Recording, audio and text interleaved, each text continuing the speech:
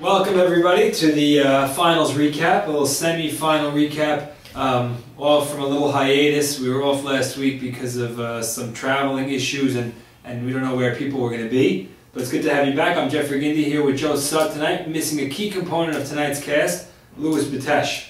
Yeah, Lou is at the batting cages because unfortunately neither of us have anything to practice for. Yeah, that's it. We're done. We just have our golf swings to practice. Lewis is the only one that's relevant on the show. Yeah, and he's not even here.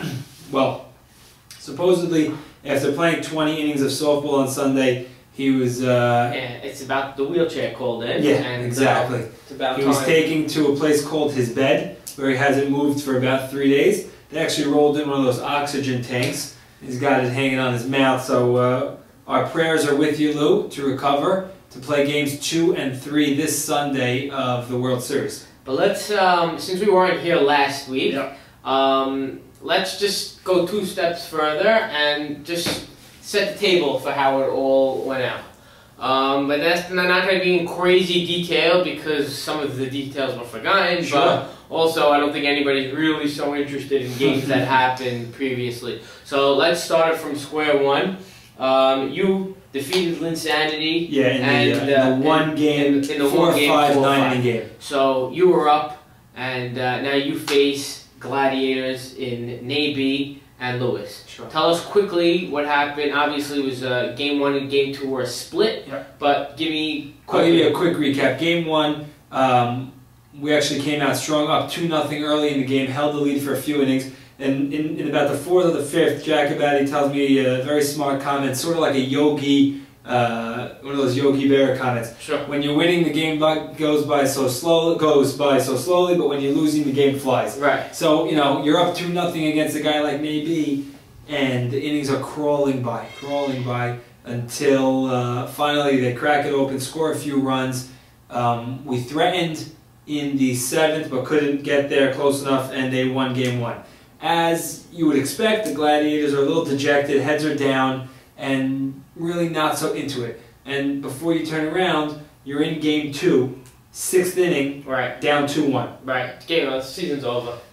Jacobati was going to be up 2nd in the inning in the 6th, and really wanted the 6th to be the time to take advantage and not wait till the 7th. And he willed his teammates and himself to get some things done.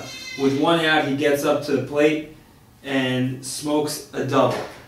Next guy up, Chucky. This is a great play. I'm going to go into a little detail here. Chucky then gets up with a man on 2nd and 1 out. Hits a ground ball to sure-handed shortstop Eddie Rishti. Eddie Rishti picks up the ball. Jacobati, who took a lead off of 2nd on the hit by Chucky, is, I would say, 4 or 5 feet away from Eddie. Eddie looks at Jack, thinks about going to apply the tag and getting the out. Sure. Doesn't do that, pulls back, takes the ball, throws it to first. Terrible throw in the dirt. Ball gets by the first baseman. Chucky lands on 2nd. Jacobati scores, tie game. And just like that, it's a whole new ball game. Whole new ball game. You know, I'm sure if Eddie Rishti wants to go back in time, he would tag Jacobati and still have time to get Chucky, who's a little slow-footed, running down the first baseline. But nevertheless, he didn't do that. Now you have a tie game, man on 2nd and Chucky Abadi with Nathan Shira, who is very reliable and has been performing for Gladiators all season, gets up, smokes another double, scores Chucky, up 3-2, close him out in the bottom of the 7th, and the momentum is with the Gladiators. The only problem is, Game 3 is next Sunday. Exactly. Okay, so now we got a 1-all series in that series, and let's go to the other semifinals, which was X Factor, which is Stephen Gindy's and Joe Safardi's team against Eddie Albaz against No Deal. The No Deal. So just to start, and that was a 1-game deciding game because they had already split the previous. So let me go quickly on that. There was a split. We spoke about it previously on the show. Maybe I'm mistaken that we did. Oh, we spoke about the split before on the show. That was the day of your birthday. So yeah, so if anybody wants to watch that show, YouTube archives, get in there. But in Game 3, which was 2 weeks ago, I'm just going to give it to you quickly that the game was on the line, and I don't have the stats in front of me. You think we can pull them up? I know that Ralph Cohen made a super catch. Super catch to basically save the game. I think it was the 4th or the 5th inning. It was the 4th inning Ralph when they were down by They were down by one run, no deal. No deal was losing. Nemi was up. Nemi was up. And by the way, plug in for Nemi right here. I heard that boy sing in a wedding the other night. Really? Andrew Dweck's wedding. Andy. And all of a sudden, the biggest dad, by the way, I'm sitting next to my mom at the wedding. All of a sudden, Big Abin walks down the thing. She's like, "Where'd they get this guy from home?" And he's singing. Wow, he was beautiful. He was really beautiful. So, yeah, next wedding you have, make sure you call Cats. Nemi. Call Cantor Cats. But Nemi even told me himself, it was a blast. Yeah. He had his hand up in the air. He was ready for the win. And all of a sudden, Ralph Cohen made a crazy diving catch that saved the game.